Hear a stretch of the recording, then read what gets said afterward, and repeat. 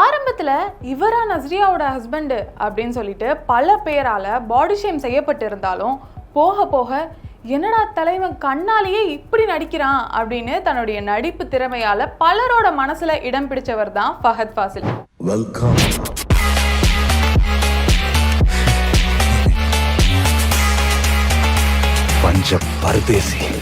இப்போ சமீபத்தில் கூட ஆவேசம் திரைப்படம் அவரோட இது ரிலீஸ் ஆச்சு.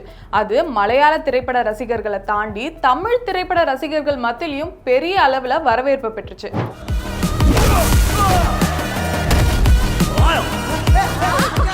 இந்த நிலையில கேரளாவில் இருக்கக்கூடிய ஒரு ஸ்கூலை இன்னாகிரேட் பண்றதுக்காக ஃபஹத் ஃபாசில் போயிருக்காரு. அங்க போய் ஒரு ஸ்பீச்சும் கொடுத்திருக்காரு. அந்த ஸ்பீச்சோட ஆரம்பத்துல எடமோனே அப்படின்னு ஆவேசம் திரைப்படத்துல வரக்கூடிய ஒரு வசனத்தை சொல்லி ரொம்ப ஜாலியாவே அந்த ஸ்பீச்சை ஆரம்பிச்சிருக்காரு. போக போக எனக்கு ADHD நோய் இருக்கு அப்படின்னு ரொம்ப கேஷுவலா அவர் சொல்லியிருக்காரு.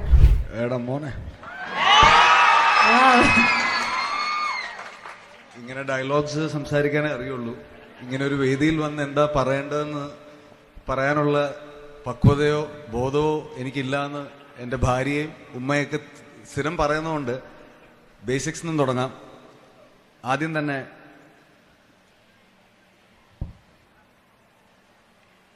ഞാനിവിടെ വന്നപ്പോൾ മിസ്റ്റർ സാബിത് ഉമറായിട്ട് അദ്ദേഹമായിട്ടായിരുന്നു ഞാൻ ഫെസിലിറ്റിയൊക്കെ കാണാൻ വേണ്ടി നടന്നിരുന്നത്. അപ്പം ADHD എന്നൊരു ഡിസോർഡർ ഉണ്ട്. അപ്പം ഞാൻ അദ്ദേഹത്തോട് ചോദിച്ചു, സാബിത് സാർ ഇവിടെ ഉണ്ടോ?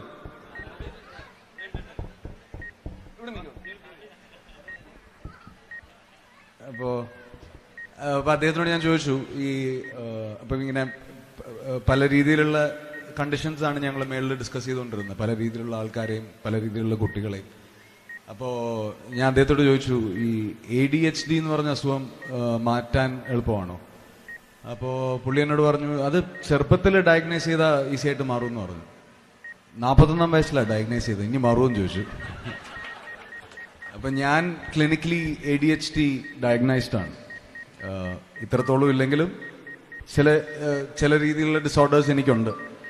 அந்த சிச்சுவேஷன்ல அங்க இருந்த பல பேர் சிரிக்கிற மாதிரி அந்த விஷயத்தை அவர் சொல்லி இருந்தாலுமே இந்த செய்தி வெளிவந்த பிறகு ADHDனா என்ன, ஃபஹத் ஃபாசிலுக்கு அப்படி ஒரு பிரச்சனை இருக்கா, அதனால அவருக்கு வேற ஏதாவது பாதிப்பு ஏற்பட்டுருமோ அப்படின்னு அவருடைய ரசிகர்கள் பல பேர் கூகுளில் சர்ச் பண்ணியிருக்காங்க. அதனால இன்னைக்கு நம்ம ADHDனா என்ன, அது பெரும்பாலும் யாரை பாதிக்கும், அதுக்கான சிம்டம்ஸ்னா என்னென்னு இந்த வீடியோல தெரிஞ்சுக்கலாம் வாங்க. It is a medical miracle. ADHD அப்படின்னா attention deficit hyper active disorder. இது மூளை செயல்பாடு மற்றும் வளர்ச்சி சம்பந்தப்பட்ட ஒரு வகையான பிரச்சனை.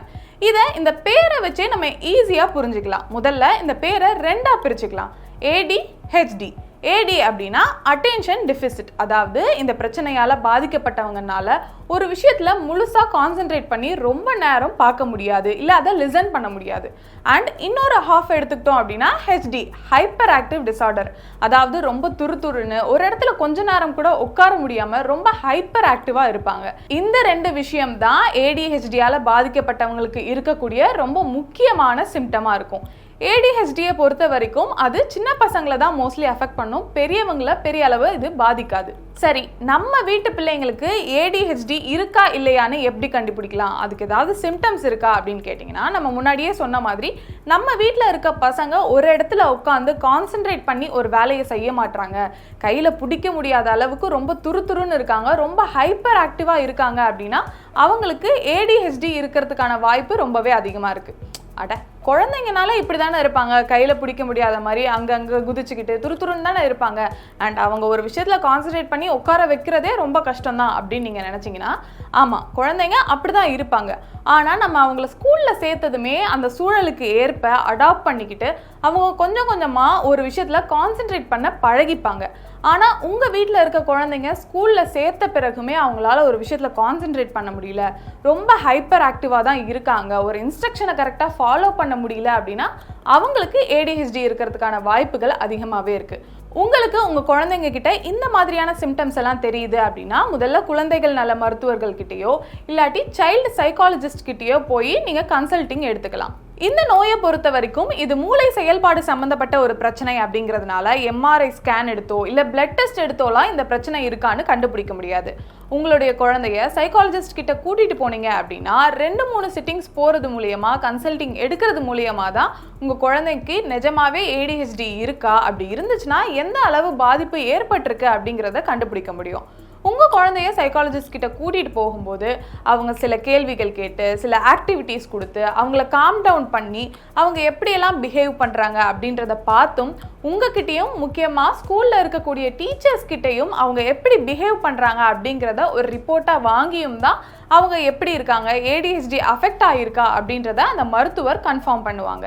உங்க குழந்தை ADHDயால அஃபெக்ட் ஆகிருக்கு அப்படின்னா முடிஞ்ச அளவுக்கு சின்ன சின்ன ஆக்டிவிட்டீஸ் அண்ட் எக்ஸசைஸ் கொடுக்கறது மூலியமாவே இந்த ADHDயை சரி பண்ணிடலாம். ஒருவேளை ரொம்ப அதிகமாக இருக்கு அப்படின்னா உங்க குழந்தைக்கு டேப்லெட்ஸ் அண்ட் மெடிசன்ஸ் எல்லாம் கொடுக்கணுமா இல்லையா அப்படிங்கிறத கிளினிக்கல் சைக்காலஜிஸ்ட் தான் சொல்லுவாங்க. இந்த விஷயத்தை பொறுத்த வரைக்கும் முக்கியமான ரோல் பிளே பண்ணுறதே பேரண்ட்ஸ் அண்ட் டீச்சர்ஸ் தான். ஏன்னா பேரண்ட்ஸ் கூடயும் டீச்சர்ஸ் கூடயும் தான் அந்த குழந்தை அதிகமான நேரத்தை செலவிடுது. ஸோ அந்த ஆக்டிவிட்டீஸ் எல்லாமே கரெக்டாக பண்ணுறாங்களா, இன்ஸ்ட்ரக்ஷன்ஸை சரியாக ஃபாலோ பண்ணுறாங்களா இல்லையா அப்படிங்கிறத நல்லா அப்சர்வ் பண்ண வேண்டியது இந்த பேரண்ட்ஸும் டீச்சர்ஸும் மட்டும்தான். நம்ம முன்னாடியே சொன்ன மாதிரி ADHDயை பொறுத்த வரைக்கும் அது சின்ன பசங்களை தான் அதிகமாக பாதிக்கும். ஆனால் ஃபஹத் ஃபாசிலை பொறுத்த வரைக்கும் அவருடைய 41வது வயசுல தான் அவர் ADHDயால் பாதிக்கப்பட்டிருக்காரு அப்படிங்கிறதையே கண்டுபிடிச்சிருக்காங்க. ஸோ அவர் ரெகுலராக கன்சல்டிங் போனாங்க அப்படின்னாலே சைக்காலஜிஸ்ட் அவங்களுக்கு தேவையான சஜஷன்ஸை கொடுத்து ADHDலேருந்து சரியாகிறதுக்கான இன்ஸ்ட்ரக்ஷன் எல்லாமே சொல்லிடுவாங்க. ஃபஹத் ஃபாசிலும் சீக்கிரமாகவே சரியாயிடுவார். அதனால் உங்கள் வீட்டு குழந்தைங்களுக்கு இந்த மாதிரி சிம்டம்ஸ் ஏதாவது இருந்துச்சு அப்படின்னா, அச்சச்சோ சைக்காலஜிஸ்ட் கிட்ட போகணுமா, ரொம்ப பெரிய பிரச்சனையாக எதுவும் இருக்குமோன்னு ரொம்ப எல்லாம் பயப்படாதீங்க. உங்கள் குழந்தைய ஒரே ஒரு கன்சல்டிங் சைக்காலஜிஸ்ட் கிட்ட கூட்டிகிட்டு போங்க. அவங்க செக் பண்ணி ADHD இருக்கா இல்லையா அப்படிங்கிறத கண்டிப்பாக உங்களுக்கு சொல்லுவாங்க. இந்த வீடியோவை நீங்கள் பார்த்துக்கிட்டு இருக்கும்போதே இந்த சைக்காலஜிஸ்ட்னா யாரு, சைக்காட்ரிஸ்ட்னா யாரு, 2 பேரும் ஒருத்தவங்களா இல்லை ஏதாவது வித்தியாசம் இருக்கா, அந்த மாதிரி டவுட்ஸ்லாம் உங்களுக்கு கண்டிப்பாக வந்திருக்கும். அதை முன்னாடியே கணிச்சு நாங்கள் ஒரு வீடியோ போட்டிருக்கோம். அந்த வீடியோட லிங்க்கையும் இங்கே ஆட் பண்ணுறோம், தவறாமல் போய் பாருங்கள். இந்த வீடியோ உங்களுக்கு யூஸ்ஃபுல்லாக இருந்துச்சு அப்படின்னா உங்கள் ஃப்ரெண்ட்ஸ் அண்ட் ஃபேமிலிக்கு மறக்காமல் ஷேர் பண்ணுங்கள். இதே மாதிரி இன்னும் நிறைய ஹெல்த் ரிலேட்டடான இன்ஃபர்மேட்டிவான வீடியோஸ் பார்க்க ஹெல்த் ஸ்டுடியோவை மறக்காமல் சப்ஸ்கிரைப் பண்ணிடுங்க. அப்புறம் இன்னொரு விஷயம், உங்களுக்கு ஹெல்த் ரிலேட்டடாக ஏதாவது டவுட்ஸ் இருக்குது அப்படின்னா கீழே கமெண்ட் பாக்ஸில் போய் கமெண்ட் பண்ணுங்கள். அடுத்து வரக்கூடிய டாக்டர் இன்டர்வியூஸில் உங்களுடைய டவுட்ஸ்க்கான ஆன்சர்ஸ் அங்கே கிடைக்கும்.